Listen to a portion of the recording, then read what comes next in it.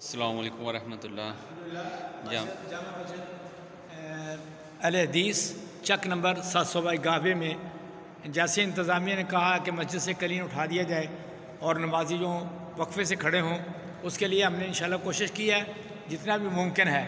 جو شریعت کا حکم ہے اس کے مطابق الحمدللہ ہمیں تو پابند کیا ہے شریعت نے، باقی جو حالات کی وجہ سے یہ تھوڑا وقفے سے کھڑا ہونا پڑ رہا ہے یا مسجد سے قلین اٹھانا پڑ رہا ہے، انشاءاللہ ہم اس میں حکومت کے ساتھ ہیں اور انتظامیہ کے ساتھ ہیں انشاءاللہ العزیز۔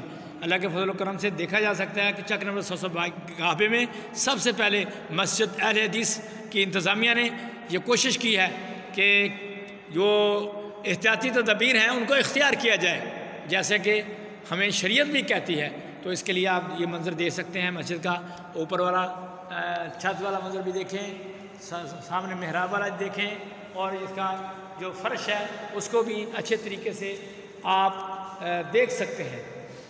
جزاک اللہ خیر کثیر۔